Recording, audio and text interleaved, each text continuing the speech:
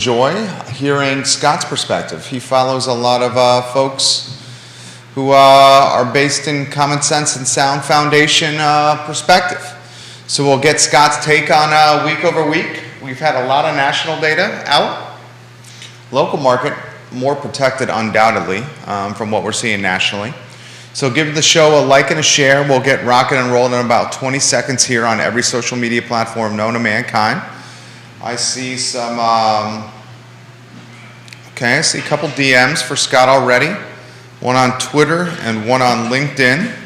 We'll get to those. If you have questions for Scott, put them in the feed. We will relay them live on air on the Wednesday edition of Real Talk with Keith Smith. We'll welcome Lynchburg to the program. Hello, our friends in Lynchburg.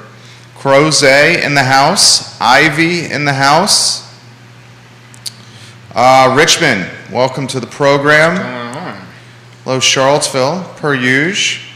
And some folks I see on the heat map in the beach area. Judah, we can rock and roll when you're ready.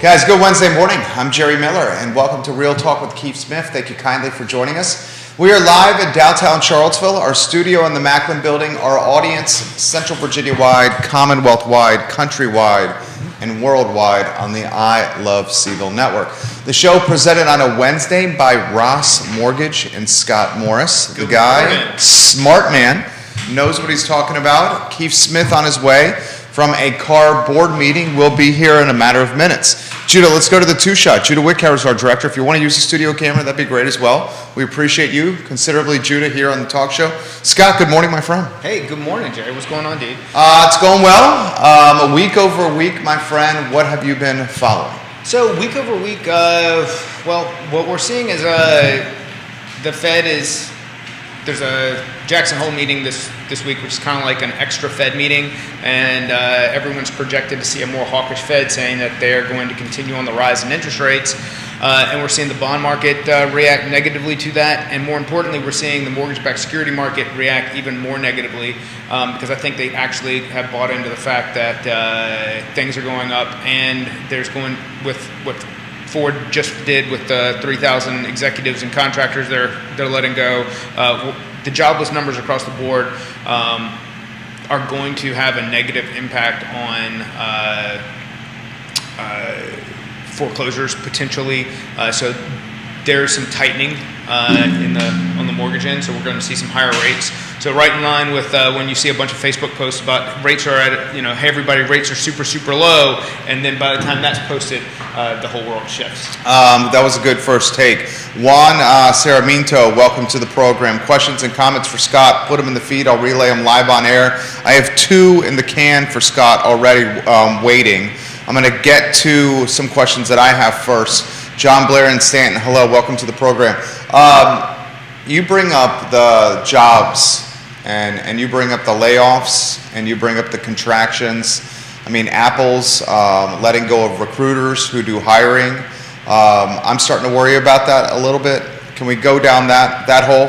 Sure, but I mean, we're looking at, again, let's call it the frothy side of these businesses. That's what they're cutting. They're cutting. You're saying they're too fat. Yeah.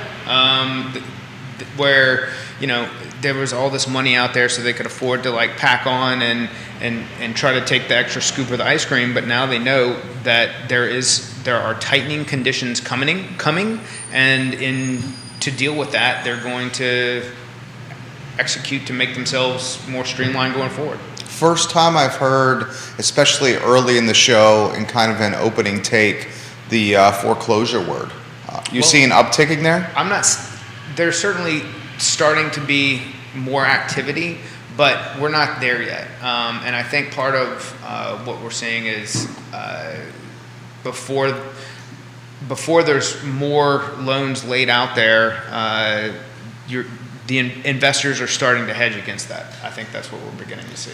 How about your book of business based on kind of a pocket of geography? Central Virginia, Richmond, Roanoke, North Carolina. I'm speaking more nationally on that. I truly believe we are in a more insulated area. The university, Lynchburg has Liberty. Maybe when you get further down in Roanoke, where you've got more manufacturing than you do here, government contracting here. A lot of what drives our commerce, our employment, isn't so directly tied to where we're seeing the layoffs. Scott Morris, questions coming in. The rate questions, the one that gets most commonly put in here. We saw them, didn't they tick down? They did. And then in the last day and a half, 2 days, they're spiking back up. Rates, guys, are moving. How's the book of business from applications coming down the pipe?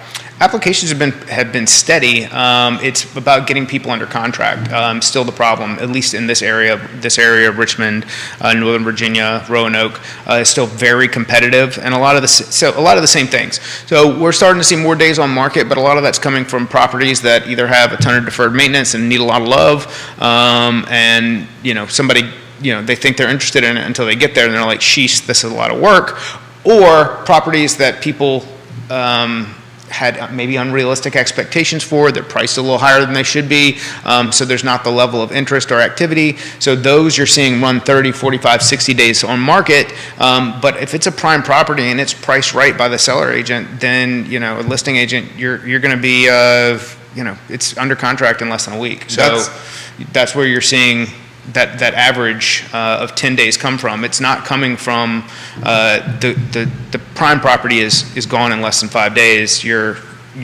other properties are running longer days on market. That's a good sizzle reel right there, Judah Wickhauer. Contract cancellations has come in as a question for you. I haven't seen a lot of it. Our fallout is typically less than 20%, and lately it's been less than 10%. And that's not, it's out there. And again, I think from what I hear from other agents and other professionals on my end, is it's more about people who get into a property that's got a lot of problems, that where they're having home contingencies, where they're having home inspection contingencies that they can apply now, whereas they couldn't before. How do you characterize the nature of the market? Balanced? We have balanced yet? We're trying to get there. Yeah, but, still sellers. Seller's advantage. If the property's clean, it's going to have a lot of people that are going to have a lot of interest. I think we're going to see. We'll see how high we run up rate related in the next 15 days to see what kind of effect that's going to have. Another question, you get this one often. What's the expectation from Scott with what Powell and the Fed are going to do from a rate increase? Grayson, thank you. It's going to be a more hawkish. I think that's what you're going to get a more guarded version. Now, one of the things that's being talked about is not the prime, but bank-to-bank lending, where there's some people in the Fed sphere there that feel that should have been increased 100 basis points and wasn't. So that's not the prime rate. That's like what the cost for banks to borrow from the Fed. They're trying to increase that rate. So that's really where you're going to see some increase, and that'll trickle down to consumers over time as well. David Wright, giving you props. Welcome to the program. Questions for Scott, put them in the feed, relay them live on air. Interesting one. We touch on this on the I Love Seville show from time to time. What's up, Dave, by the way? David, we love you. I'm not sure who you are, but you're a friend of Scott, you're a friend of mine. This question has come up for Scott. We talk on this on the I Love Seville show. Jerry talks about a lot of businesses being for sale. Does Scott see a correlation with rates rising and those businesses hitting the market? That's a good one. That's a good one, Jerry. You want to take that one? I mean, I think the debt service these guys have has become less manageable, and I think it happened at the same time with the labor issues and the cost of goods increasing. The labor issues haven't stopped. I mean, they're just getting hammered like left and right, and I think people are just piecing out because they're tired, and I don't blame them. I'm a Taco Bell fan, and I tried going to Taco Bell, 2 different locations on Route 15 the other day on a trip back from... Closed? Not closed. The lobby's closed, and I'm like towing a trailer with a 4-wheeler on it, and I'm like yelling at the window, can I walk up and order? And it's like a whole thing, bro. It's crazy. Waffle House is closed. Closed? 5th Street Station, Waffle House, don't have enough labor. They had to shut it down. The one on 29 is still open. The labor issue has not solved itself, like you said. That's crazy. I mean, it's just it's a tough spot. So if you don't have, what happens if we have a national emergency and there's not enough labor for Waffle House? How do we follow the Waffle House index in times of crisis? You know, he jokes, but the Waffle House index is a real index. It's a real index. You want to tell them what it's about? So if basically if there's a hurricane or some this is true, guys. Like some natural disaster that comes through and devastates an area, to know who's got power and how things are working, it monitor. And this is how the government and first responders, FEMA track where things are. Is what Waffle Houses are open tell you how bad the damage is in different areas. He's totally right. Why don't we, just for fun and you know what? Let's turn this into a sizzle reel. I think people appreciate this. The Waffle House. Not as much as I appreciate Waffle House. I love Waffle House. I love Waffle House. Is an informal metric named after the Waffle House that I'm reading from the interwebs, and it determines the effect of a storm and the likely scale of assistance required for disaster recovery. FEMA legitimately uses the Waffle House index to assess storm damage. Look at the big brain on Brad. Did you see that? Unbelievable. Basically the same explanation. Scott Morris knows what's up right here on the Real Talk with Keith Smith talk show. All right, so throw this to you here. We're positive guys. What is something positive we can put out there in the news cycle and the narrative about what you're seeing at your desk and your book of business here? Do you have some positive for us? Or is the positive uncertain? I don't think I'm doomsday here. No, I don't think you are at all. I think this is we're going through a phase, and part of that's tied to a lot of uncertainty in people and big institutional money gambling with the futures of the American people. Like that's what this, they don't know how drastically things are going to affect each individual that with what they're doing with rates at the moment. They're gambling on a conversation that hasn't even been had that's coming Friday. So that's what we're seeing. So I think if you're out there, and I say this every week, and I earnestly mean it, if you are making a decision based on the needs of your family, talk to your trusted advisors, come up with a plan, put things in place that are going to put you in the best position to succeed. And if you're comfortable with a payment that's being quoted to you that's at high X number, knowing that in 12 to 24 months we're going to refinance this loan for you anyways and get you in a better position, then go do what you need to do to put a roof over your head, to be in a comfortable position, to separate from an individual or help a family who's gone through a death and execute whatever that is, and then in the future we'll work with you to lower the rate through a refinance. Ray Cadell, if rates are up, Scott, and prices are up, inventory stays down, what is the answer for the first-time home buyer who I believe drive what the real estate calls the ladder up move? Specifically for Scott from Ray Cadell, sizzle reel this. Your thoughts on that? So I think that's been an ongoing problem and one that's been difficult to deal with. But the answer there is, again, what does your situation look like? Are we talking now, for Ray's question, are we talking about move up? Or are we talking about first time buyer? I think it's the same, yeah. The first time home buyer, yeah. So first time home buyer, the focus needs to be where can we find inventory that's going to match what you're looking for? And as rates go up, we're going to see some slowing of qualified purchasers, and we're going to see more inventory over time come on board. Prime properties are always going to go first, but these ones that are unrealistically listed, that's where we see our price reductions and we see more opportunity come. You're also seeing less investor interest as higher interest rates go, which gives room for the first-time buyer to get on board. Does the first-time home buyer have a easier path to purchase now? It depends on who you are as a first-time buyer. It's definitely it's becoming more difficult for certain income levels to find an entry point, but with less competition from investors and as the price, I think we are going to see the price point shift down, or at least a slow in the acceleration of the appreciation that we've seen. You're going to see the people who can buy at $3 to $350 and still qualified. It's going to be easier for them to get in the door. Culpepper's in the house with Japrecia Terrell Clark. Pre, what's up? How are you, miss? She's watching the program right now. Here's a good question for you.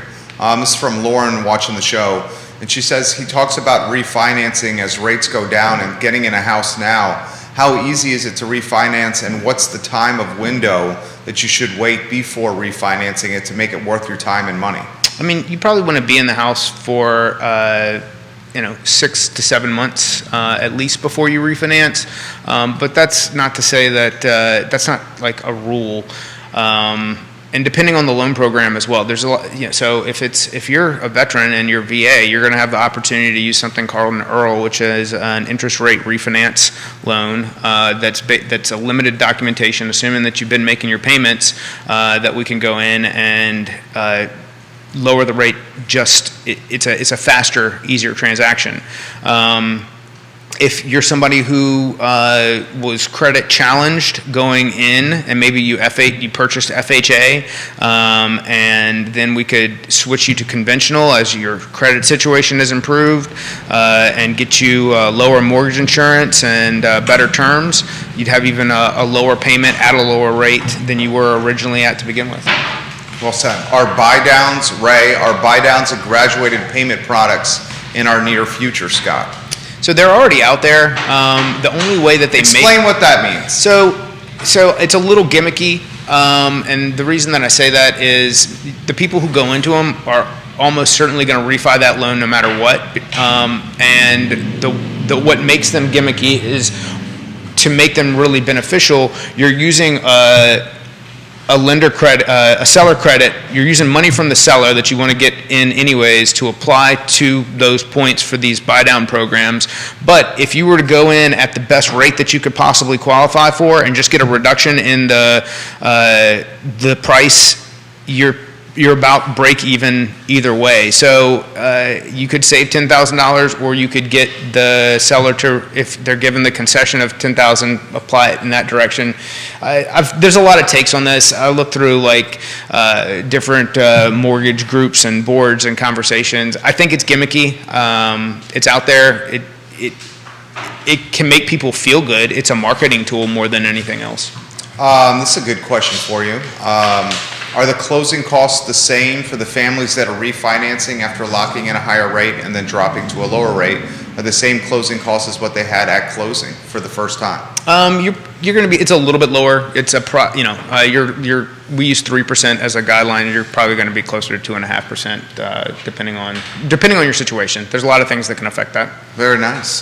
Judah Whitcower, go to the studio camera. We'll welcome Keith Smith to Real Talk, fresh from a car board meeting. How was the mood at CAR in Hillsdale?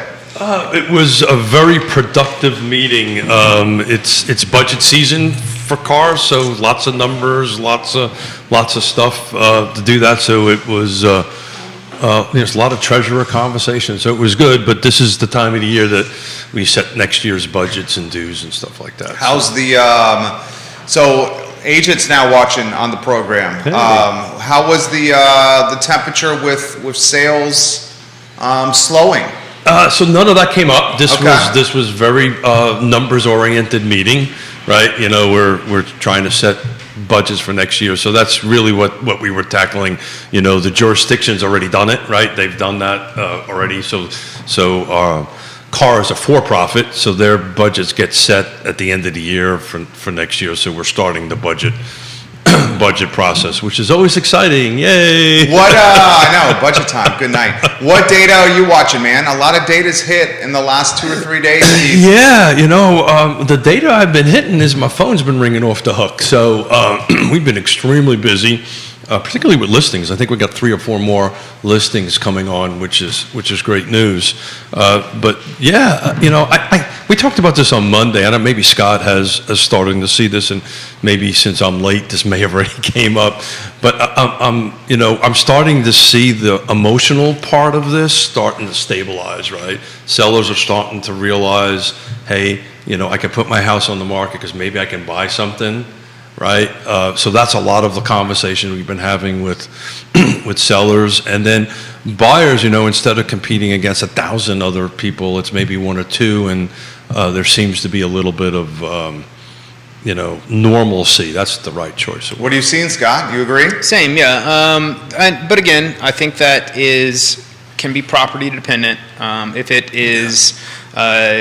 If it's really choice, it's like, wow, this place is so nice, this is the right price point, you're still going to be multiple offers there.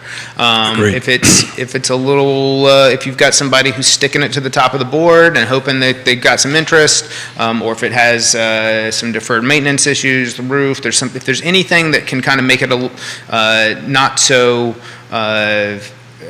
If it doesn't seem like an opportunity, then it's probably going to be there a little longer. So on Monday, we were looking at that. We focused on Charlottesville on Monday and some of the actives, and I don't have the exact data in front of me, so I don't want to misquote it. But you were starting to see some lower price point and higher price point homes in the city of Charlottesville. 30, 40, something like that. That's the bell. Yeah, that's what. So basically, if it's got a lot of problems, yeah, more days on market. If it's overpriced, more days on market. Your choice is in that. It's off market in 5 days. We've been talking about this for years, right? It's 5 things, right? Location, price, features, conditions, and timing. And location can be one side of the street to the other side of the street, and that's kind of normal.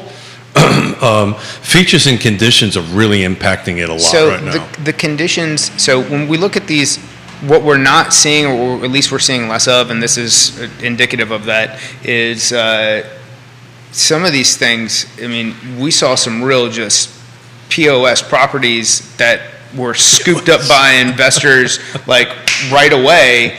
And now there's not an appetite for that as much. So it's sitting for longer. And because if the first time buyer, they can't, they're going to have a trouble getting into that because they can't afford to take on the expense of turning all this around. But what about 5? I always get that. 203K? Thank you. That's absolutely an opportunity, and it's something that, I've got HUD consultants and contractors who are ready to go on those So properties. talk about that. I've got a buyer, Okay. right? There's a $260,000, $280,000 home available downtown Charlotte, somewhere in Charlottesville, single family, detached. Mm-hmm. On that end of it, it clearly needs a ton of work. Let's say it needs. So let's call it. 100,000. Let's say it's on market for $300,000. It needs $150,000 worth of work. We get agree to buy at $300,000. We have a HUD consultant and the contractor go out together. They separate their bid into labor and materials so that they can have a draw schedule. We do a 45-day close instead of a 30-day close, and the seller receives everything and closes like a normal transaction, and then the contractor has 6 months to complete the work. Do they get draws through the process? With up to a 5-draw process, and some of the initial work, like permits need to go get pulled. There needs to be some demo and some level. The contractor or the borrower will probably come out of pocket for a little bit to get an initial round of materials and some work done so that the HUD consultant can come back, inspect, and show that they can move to the first draw and move forward.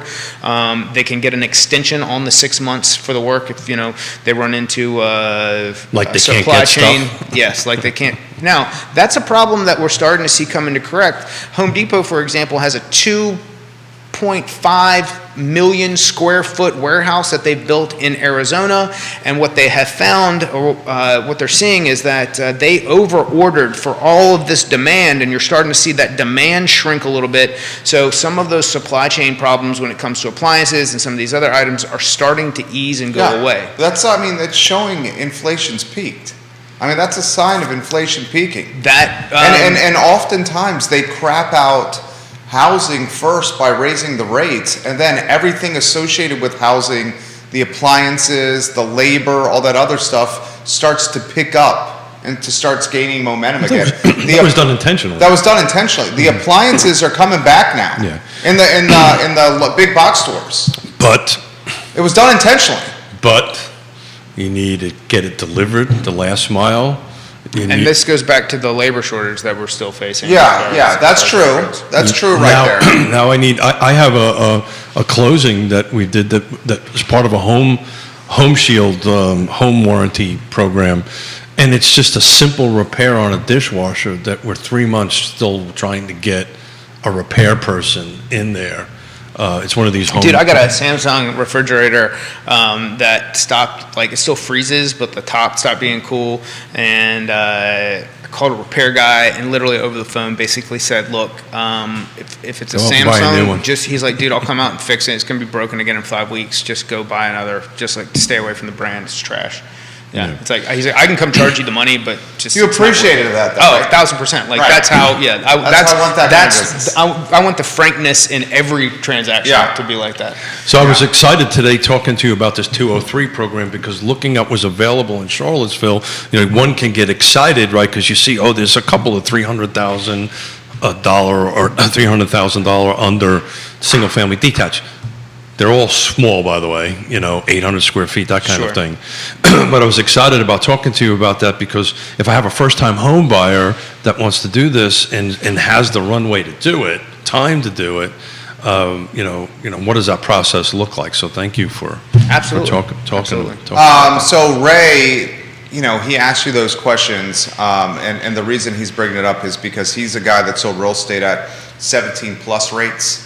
So both the products were very important to him to help make those deals happen when he asked about the buy downs and graduated payment products. So he, highlighting that with you. He said he had experience selling homes as you have when rates were that high. And this question has come in from Scott and for Keith. Can you guys go back to what you were doing on Monday where you were giving your takes on neighborhoods around the area?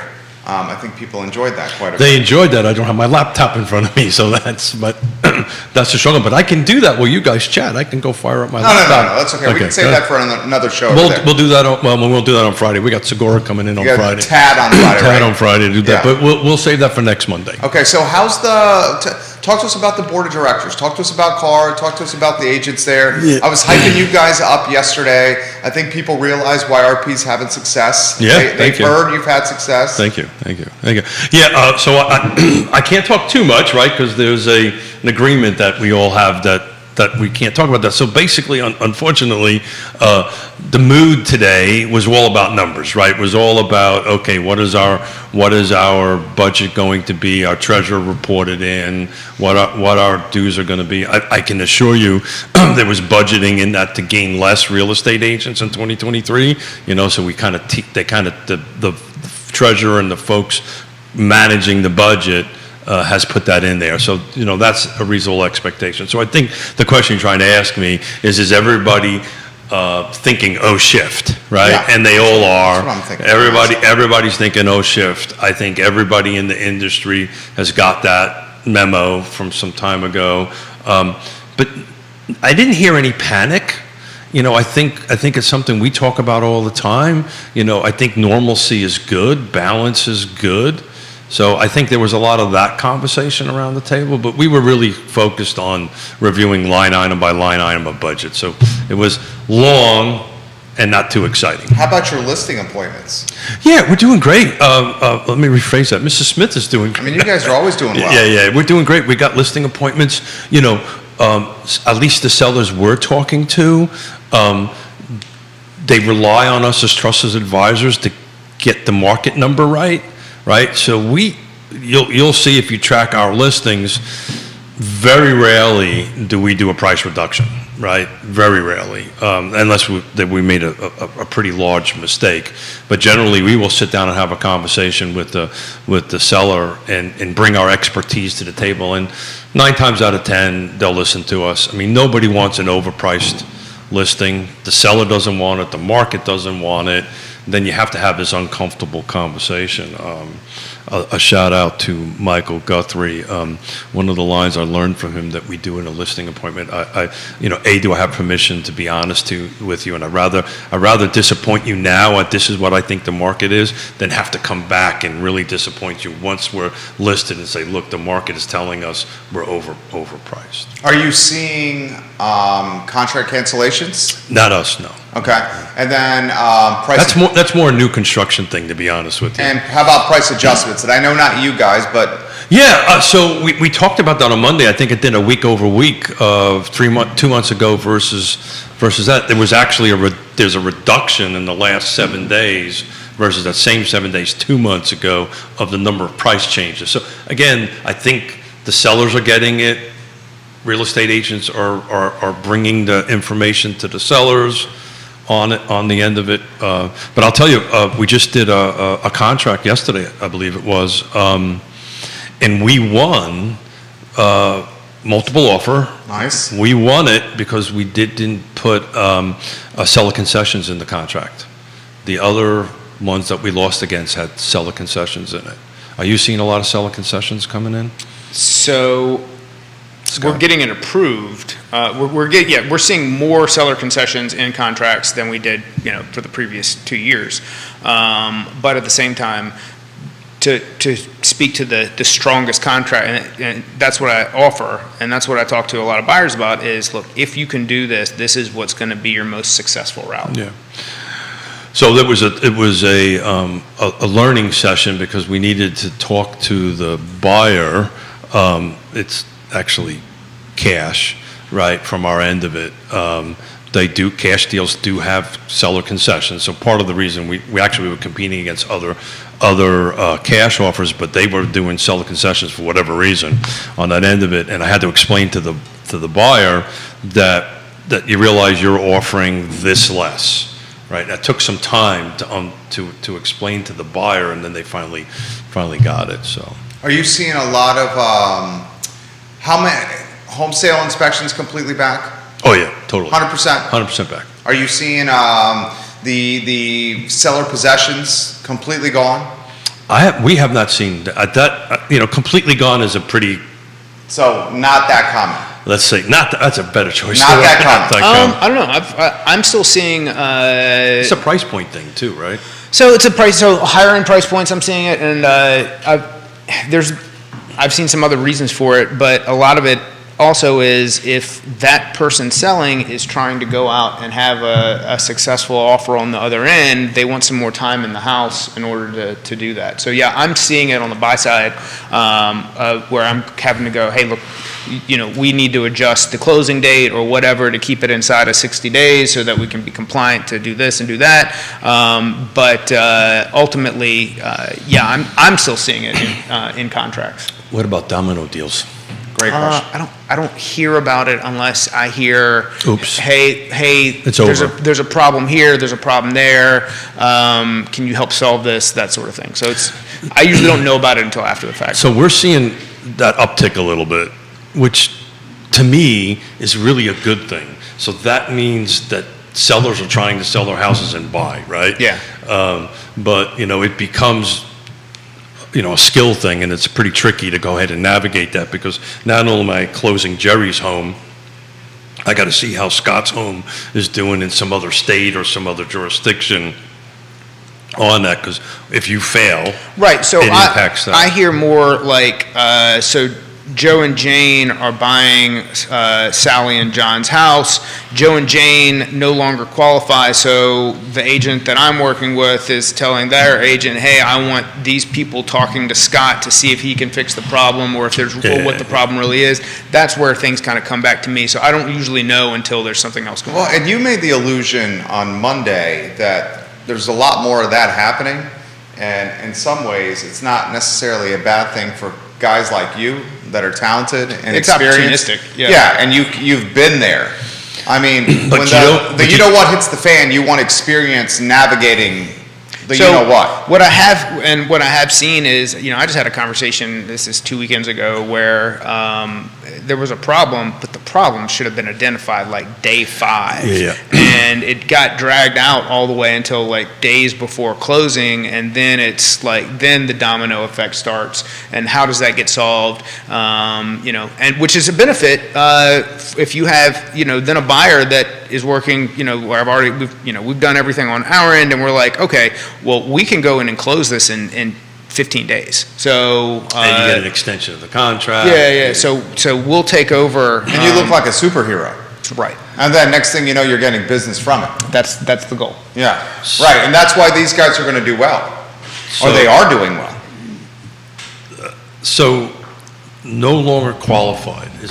Talk about that. Is that happening? Because that really didn't happen. That's a rates thing, right? Or they've done something, or I mean, it's probably not the credit card bought a car thing. Yeah, rates moved on that. So if a pre-approval goes out and they were like, this is everything has to like check all the boxes be checked to make this work at this tippy top price point that they're trying to hit, and then all of a sudden we see a huge move in rates. That's when all of a sudden these conversations are, and this has happened all year. It started in March, and here we go. Where hey, look, here's where we need to be shopping now, and that's the do not qualify. Again, I showed up a little late today, but are you kind of still holding your prediction on rates, on mortgage rates that you've been calling on point. So it's E.F. Hutton, right? I think we're getting some. That's an 80s thing. I said there was going to be a lot of volatility. I said I thought that we were at the bottom, but we're going to see a big spike. I think we're in the middle of a big spike right now. A lot of that's because we got the U.S. 10-year was at 3.5% back in late June, early July-ish, late June, and we didn't see quite the negative rate impact that we're seeing in the last 2 days at that time, because the mortgage-backed securities market was handling it better. The investors were handling it better. They've kind of priced it in, kind of thing, right? Now we're at 3 1/8, not quite, and rates are being dramatically impacted. And I think that has to do with some forecast on where they see the economy going with future jobless claims and that sort of thing. And again, that's me speculating. Who knows? It might just be volatility, and 2 days from now things settle down a little bit and we kind of come back to normal. But there's some pain being felt right now for sure. I know a couple of doctors of economics that speculate too. So, I was going to bring up Dr. Yu. Lawrence Yun. Yeah. Lawrence Yun. He was all over the news yesterday. Yeah. He's the National Association of Realtors chief economist. Considered one of the top economists in the world, top 5, I believe. I mean, and he had, and it speaks to your Inman article where like the experts are saying this is the most confusing market ever. Well, that was Gary Keller said that, right, in Austin. So if those who are in the KW, Keller Williams world, this is Mega Camp Week. I didn't go because we were traveling a little bit too much before, and Jerry would have melted. I said, hey, by the way, I'm taking another week off. I would have been so upset if you had done that. But, I mean, they said it's a confusing market. Vanessa, hello, welcome to the show. Yeah. Because the homeowners have massive equity. Yeah. They can sell their houses. Yeah. But at the same time, people can't buy them. Affordability is an issue. And we're in a recession from a sales standpoint. And inflation. You're 100% right. When somebody like Gary Keller, who's been very successful, been at it for 40 years, says, I've never seen this before. Not that I'm in anywhere near the quality, I'm no Gary Keller, right? But I haven't seen this in 35 years, right? This is, the pieces of the puzzle are kind of, it's kind of like you've got a 500-piece puzzle and you got 400 in it, and you can figure out what the picture looks like, but you can't finish the puzzle, right? Because you lost the 100 pieces of puzzle. I totally shot that from the hip. We knew what you meant on it, but that's the thing. The market is moving along; it's not going backwards. But there's pieces of these puzzle that are missing that we can't really use to forecast or crystal ball things out. But if you read the rest of that article and you kind of track some of this stuff, it keeps on focusing to what we've been talking about for quite some time. Trusted advisors, the basics matter, right? In your industry, in my industry, the basics matter. Silly thing like if a client calls, you call them back, right? Just simple, basic rules of doing business. Be professional, be caring, and be trustworthy, and you will do very well.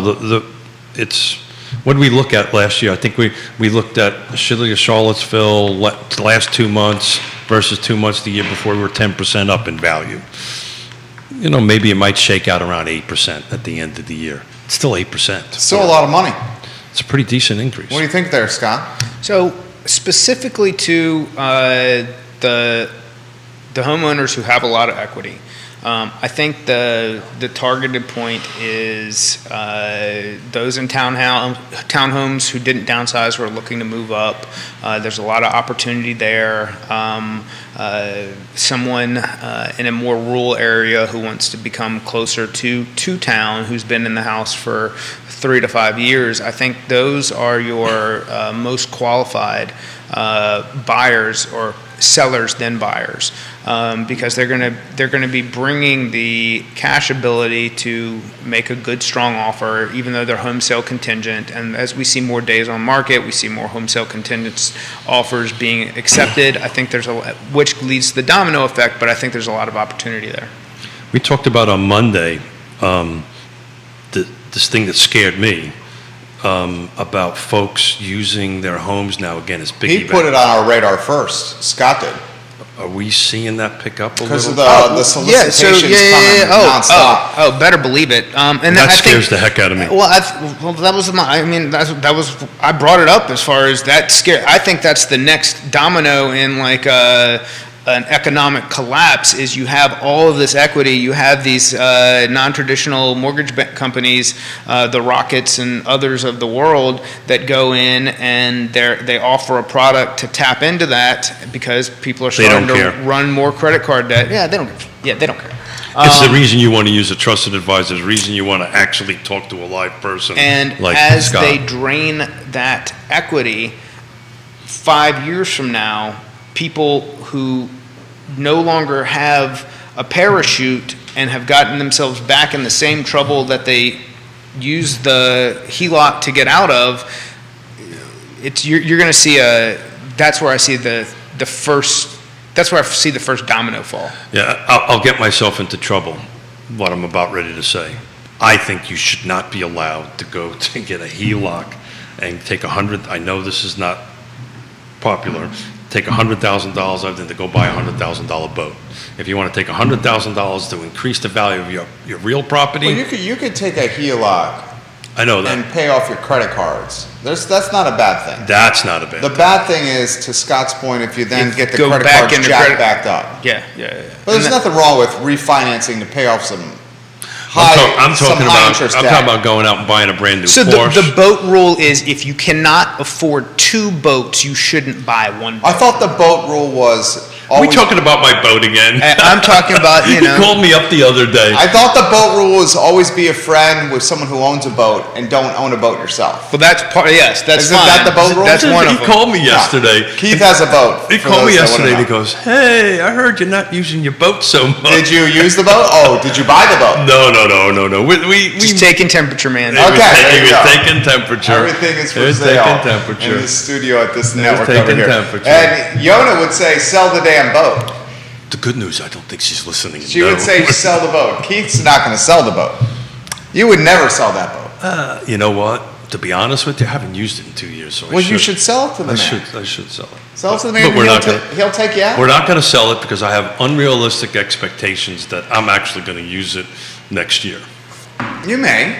You've earned the time. Yeah. That's for sure. Well, I offered him if I get it, if the engine needs to be, stuff needs to get done to it, I'll take him fishing. Scott, what is the investor rate with good credit at? Ooh, great question. Today, Yeah.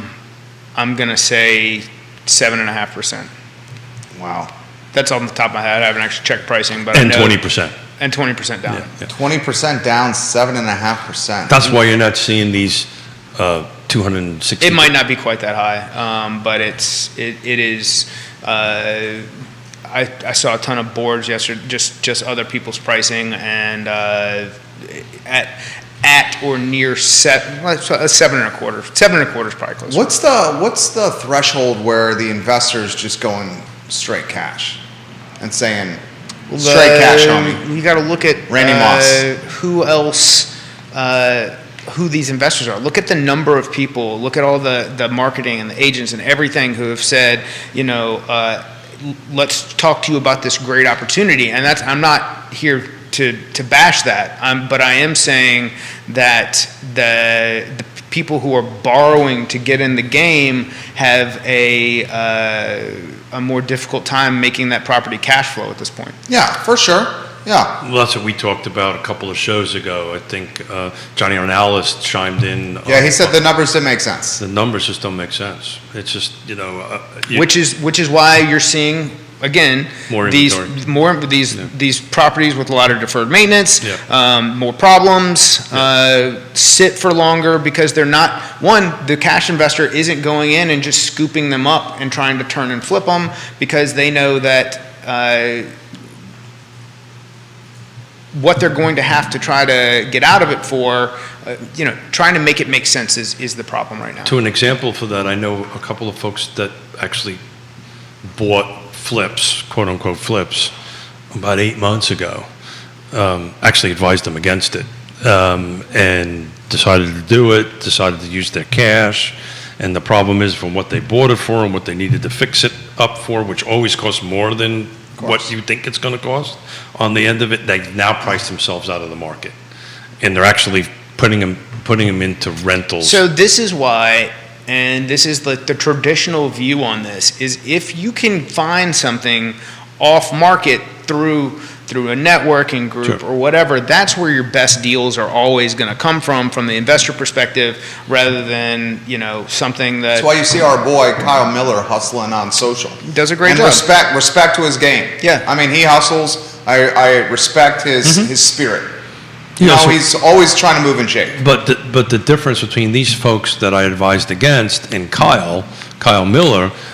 He knows how to renovate a home. Oh, and he's got 3 carpenters and 3 electricians and 3 day labor. He's got. At one point, he worked with us. Oh, I didn't know that. We have way back. I had no idea. Yeah, just swinging a hammer. So he has the skill to do that. These other folks, my advice against them, after they asked me, "Will you help me do this?" and I said, "I'm sorry, I'm out of that business." Asked you to remodel?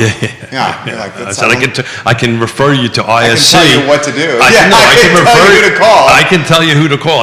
I tell you to call Interstate Service Company, and they'll do a great job for you. But they wanted to do it themselves because they saw dollar signs, and I was right. I said, whatever you think it is, double it. And so what are they doing with that? They're going to rent it? They're renting it. They don't have any choice. Now, the problem is they borrowed money. They put cash into it. Does the rent cover the debt service? I have not been asked to get involved in it. Yeah. I haven't been asked to get involved in that, so we'll do that. So time will tell. So Scott, you know what? I'm feeling positive energy from you. I always feel positive energy from you. Your business is doing well. I'm feeling positive energy. So I'm feeling positive. Now, here's something I see interesting. So I always scan the ticker on MSNBC when we're up here. And in a testament to how volatile rates are, they're not even running the 30-year that they usually do. That's right. In conjunction with the rest of NASDAQ, US 10-year, 2-year, WTI, Brent, every index that they usually show. They've pulled the mortgages off today because it's not in touch with reality. So, and what I mean by that is, when I was talking about when the U.S. 10-year was at 3.5%, mortgage-backed security market was better suited, or at least they were more comfortable with where things were. And what we've seen in the last 2 days, the investors are all over the place. So I've seen from broker shops who wholesale. A lot of them use the same. I say that, and then 90% of them use UWM anyways. But mortgage rates are freaking out right now, to the point where MSNBC won't run the ticker for what rates are actually running at today. They don't want to influence it? Because they don't, so because volatile. It's not a real number. Yeah. Change 5 minutes later. Exactly. Yeah, so sure. We need to get through Friday's Jackson Hole meeting and see what the Fed's truly going to do, and have everybody bring the conversation back to a normal level. So my conversation with my clients today, if somebody came in a contract overnight, said, hey, here's what we're going to do, I would say, hey, I know that I can't promise you that things are going to get better, but I would not suggest that we lock a rate now until we get some more normalcy in the market. If things change 100 basis points between now and Monday, I'll credit you that and we'll work on it. We'll come up with a solution. Say that slowly. So what? Because that's an important thing what you just said. So let's say that if I missed it by a full, like 1% of your cost on a $300,000 loan, so $3,000, I would say, hey, look, I gave you the best advice I could, but it turned out it wasn't good advice. I'm going to help soften this blow, and I'll work with you on some of that cost. You need a trusted advisor. Scott's good people. Because this app that you do, that whoever does to borrow And you money, don't have to do that. Because you would be given a course not. consultation based on where the market was at that moment. Yeah, but if I give you bad advice, we're going to work on it together. But at the same think time, I that's don't huge. think it's bad advice at the moment. I Right. think right now things are, if it's so volatile that they won't right there, and the VIX is freaking out. I mean, I think that today's the time to float. Not if that was a bet against you, I wouldn't take it because you've been pretty much spot on. 100%. Man does very well here. So we've started the end of last year. My concern for the market was inflation. How are you seeing inflation going? You think we're I don't think it's there. I think that's what this whole. I think that's what this whole. I think that's what's driving all this volatility is the fact that everybody thinks we're there and then we're not there, and the Fed's commitment to be more hawkish in the raising of interest rates short term is what we're seeing driving all this volatility. So your overall thing is we're not quite done yet. We're still probably going up a little bit, right? And you're thinking maybe next year it might come down a little bit, or we are going to come down next year, and it won't be as steep as what we saw in 2020. I got to tell you, but we shut the whole economy down, and the Fed did some crazy Kelsey stuff. says Created this all these problems. Sorry to interrupt. Kelsey says, is the refinance process as time consuming as the loan process to buy? No. And while I'm going to say typically no, certainly it can be depending on an individual's specific situation. No is the short answer. No, typically no, it's not going to be. I haven't had a chance to read into it in great depth because I think it's happening yesterday, but it looks like the Biden administration is trying to do something about student loan. Oh man, Scott, you're gonna get Scott started over No. there? I haven't even read it. I don't even know what they're proposing. You get Judah started on this over here. I don't even know what they're proposing. They're gonna 10 grand for Under certain income threshold. $125,000. Yeah. And anybody who makes under 125, Who's carrying more it's than a flat 10 grand off the and top it's of it? probably going to be in government. So if here's where they really probably screw you is if you went and refinanced that out of government held student loan debt into a private loan, you're probably not getting that money back. But anyway, I'm not going to go down this road. So it's only government backed. I don't know what they do. Got it. I don't know. Okay, the reason I bring it up. I don't want to talk about it. Got it. I figured he didn't want to talk about this. It's not. So those Mets are doing really good. It's a hot button. And another thing that you got to ask is the 10,000. Are you going to have to report that as additional income on your taxes once the debt is wiped off your books? I mean, are people considering this? Like, if he's just going to clear 10 grand on your student loan debt, is that income? The reason I bring it up is how much is student loan debt impacting the loan process now? So $10,000 is $50 to your total debt to income. So for what they're doing isn't that beneficial. That's kind of what I was thinking. I played squash with the first year at Darden. I mentioned this to Judah. I'll throw it to you guys. He took out 2 loans for the first year, 1 year of Darden. And this includes living expenses. Tuition, room and board, that's everything. A big number. What do you think the number is? $45,000. No, what do you think? No. It's at least 6 figures. $117,000. Yeah. 2 different loans, $117,000. At least 6 figures. And it's going to go times 2. It's a 2-year program. He expects to come out $250 in debt and he's going to make that in $750 payments until it's paid off. It's going to take him forever. It depends Forever. on. You know what the rate is? You know what the rate is? 7%. Yeah, 7%. 7%. Think about that. Oh, so 100. And 2 documents, by the way. And it took him no time at all to get. So Most likable 27-year-old you've ever met, Scott. So here's the deal. He's telling me this story, and I'm like, look, dude, and I didn't want to be the negative Nancy. So what depends on, where is he going? What's he, is he going to be making $300K a year? He's going to be making. He expects to make that. All right, so he's making $300,000 a year. That seems. And he needs it to get into that job. They There won't you even go. look at him if he doesn't have it. Here's the so that I don't But it's a mind. vicious cycle, though, because That I don't mind as much. Here's what I got a problem with. I got a problem with your social worker who has to have a graduate degree, your teacher who has to have a graduate degree, And he'll never pay it back. And these people who are getting pushed 6 figures into debt, who are only going to make $60,000 to $80,000 a year on top of, and then they got to try to buy a house and do all that stuff. Never getting paid back. It's trash. And it's a government forced problem. Not only by the demands of the job requirement, but also for them facilitating the universities in scamming people for this money. Well, what happened was in the time of great unpleasantness, everybody was told to go get an education, right? And the price. But we're having this conversation with our daughter and our son-in-law, right? He's $500K. Yeah, but he went substantially more. Like the MBA program is 2 years. How much did your son-in-law have to do? I think he's been in school since he was born. Right. Yeah. Oh my God, 12 years. Yeah, so if you're going to be, if you're a doctor that specializes, you're going to be $300,000 to $500,000 in student loan debt. And the tough thing is that he's not going to earn immediately. We're like this guy, this 27-year-old. I'm not obviously going to say his name. He's going to earn in 2 years. Like he does this for 2 years, goes 234, call it 250K in debt, and then he starts off 300. Yeah, so since I know a little bit about real estate and I know a little bit about national real estate and all this stuff, we are having this conversation. That's part of what we did out west with our daughter and our son-in-law. And to your point, our daughter is a teacher, right? Required master's degree. She's got like maybe 40,000 or something like that left.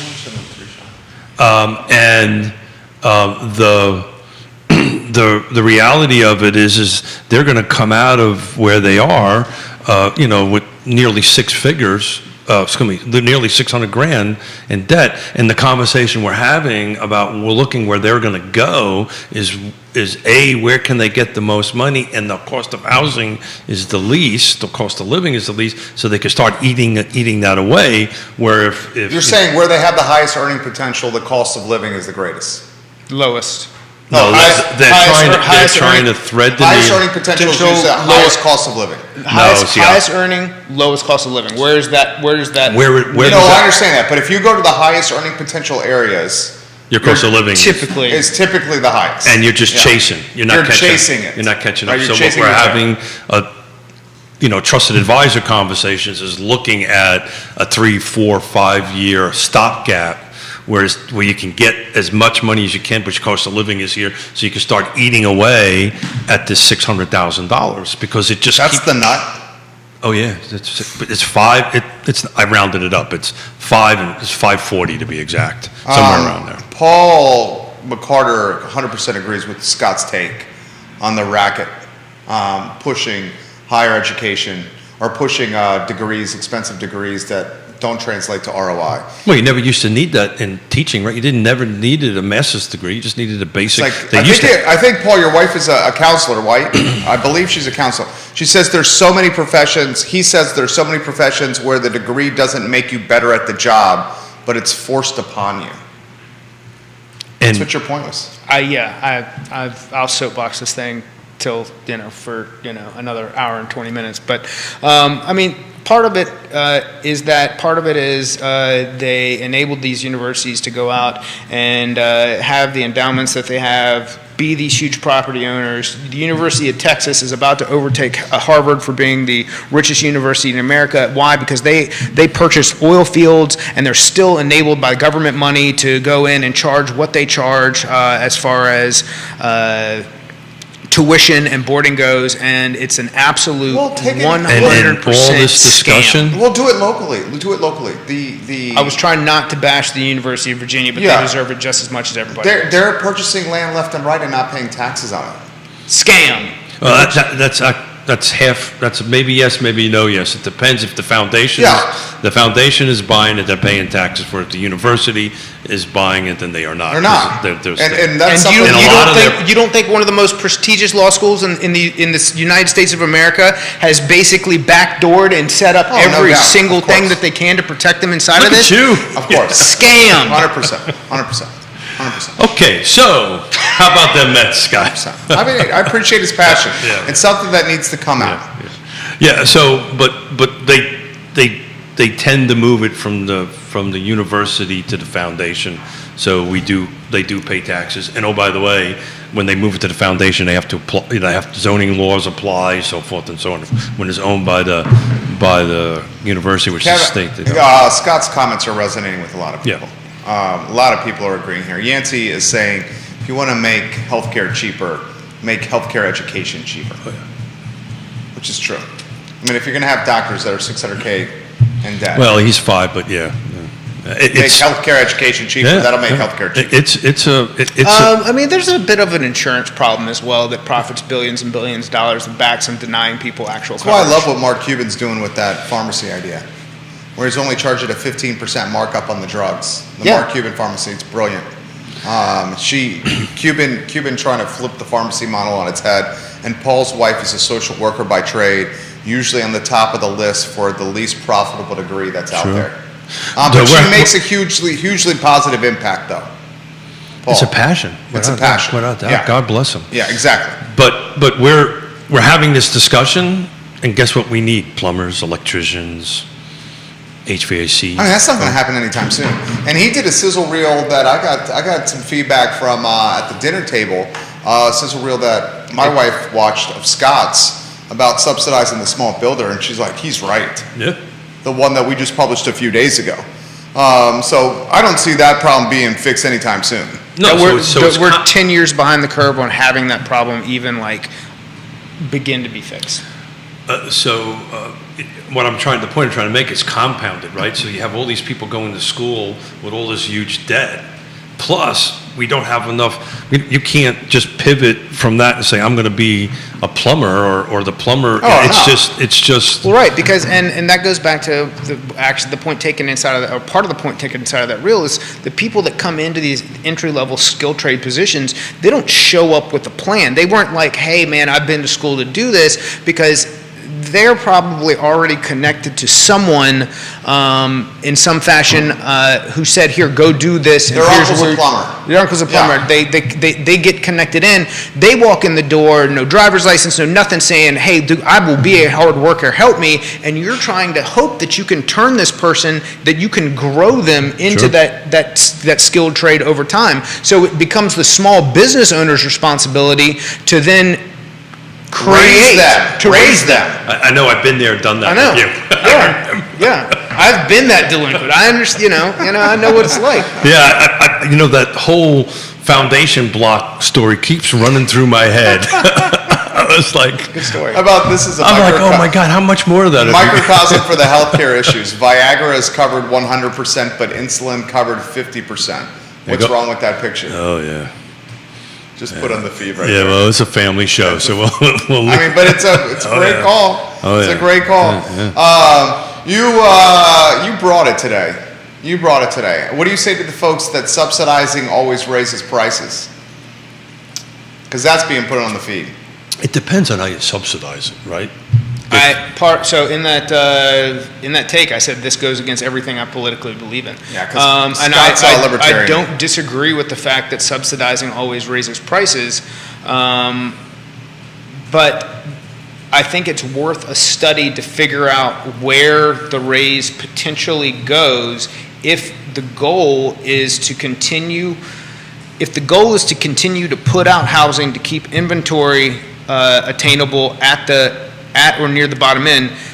All right, so in the fact that subsidizing always raises prices, so what you're going to get is builders who do what you took from that 15-second reel or 3-minute reel, whatever it was, that then take the money and inflate the price, but it needs to be pushed towards skilled labor, and someone smarter than me needs to vet this. But I'm telling you, if the government's going to get involved in housing, that, at least at some stage, is the best way for them to do it. What about a subsidy for growing the vocational programs, right? When I was in high school, the vocational programs are there. If you don't want me to finish. No. I agree with you there, but that's how we got into this 6-figure collegiate cost, and that'll somehow trickle into trades the same way that we have. I agree that it's not a perfect answer. So my nephew in Vienna, Austria, when he was in high school, he took the vocational, and in Europe their vocational system is par excellence. And it actually walked out of high school with basically a 2-year degree, but he's a diesel mechanic, right? And he's living in Germany right now, making 6 figures. It's very respected profession, right? On this end of it, and it started at the school level. We've got a technician shortage in America in the automotive industry that is shortage everywhere. 20 years. We can't even find somebody to teach a K-Tech class. And now the problem you have with the electric vehicle that's being pushed Different is mechanic. you've got an entire skill set of people who are gasoline and diesel, who then are having to relearn and readjust when one of their biggest problems is diagnosing electrical issues, and then you have no one trained at a vocational level to come in and diagnose and work on these vehicles. It's a huge problem. Well, you're 100% right. We are in the market for an electric vehicle and probably not going to get one because of that reason at that end of it. But I think Tad's on Friday is going to talk me into it. So what you're going to see from a manufacturer aspect, they're going to stop repairing, they'll start replacing it, and it'll be so warranty and all these problems nobody's going to push you to it. Nobody's going to fix anything. They're just going to say, all right, well, it needs a new one of X, and they just take out that and then throw a whole thing in. It's funny you should say that. I have a buddy of mine that has I'll leave the brand out of it, but an electric vehicle hasn't been working right, and they literally just said, you know what, pull out old computer, put in new computer. And it's going to be the only way, because they're never going to have technicians who are going to be able to diagnose their problems. I love it. Keith Smith and Scott Morris on a Wednesday. Plans for Friday. Tell us about them. Yeah, so I'm excited about it. We're going to have Segura in the house, and I don't know much about it, but there's apparently a couple of big announcements coming from the company, some new product lines, so I'm excited to hear that. I want to kind of do a little live, hey, so, tell me how I get solar on my house and what's the benefit. We talked a little bit about inflation. Is there any benefit there? And what is the program like? So I'm just super excited about getting them in here. And we always have a ton of fun when Tad's here. Scott Morris, how can people reach you? You can find me on them interwebs. Google Scott Morris Mortgage, and I will pop up, and tons of great reviews. You can, the number that you see listed is my cell. Don't hesitate to text, call, email, smoke signal, whatever you got to do. He's on social media everywhere. You have great reviews. You have basically a 5.0, 5 stars, and 68 reviews. That's legitimate. So when you have that many reviews and that kind of rating, you're doing something right. Scott Morris of Ross Mortgage, Keith Smith of Yes Realty Partners, Judah Wickower of just great man company. Behind the scenes. Great company called I Love Cito. The Incredible Oz. My name is Jerry Miller. Look at that laugh. I love Judah. He's been doing great. He's really been, he's been blossoming. Yeah, the noon shows, you guys You've are been doing so great, Judah. Just been like the butterfly, the caterpillar transformation over here. I've got somebody who's going to come on in a couple weeks against her will in place of me, and she's going to kill it. She doesn't know it yet. Who is it? Tova Payne. Okay. She's licensed. She's on the team. Yeah. She's super super excited if she's listening to this. You're coming on. Get ready. That's right. All right, guys. That's the show. It's archived at realtalkwithkeithsmith.com. Realtalkwithkeithsmith.com. Click the partners tab and check out the partners that are just the trusted names in real estate. The I Love Seville show is up in 1 hour, and it's going to be a doozy. Thank you kindly for joining us. Take care. A doozy. I love the doozy. Great word. Nicely done, gentlemen. Thank you for your understanding of me showing up late.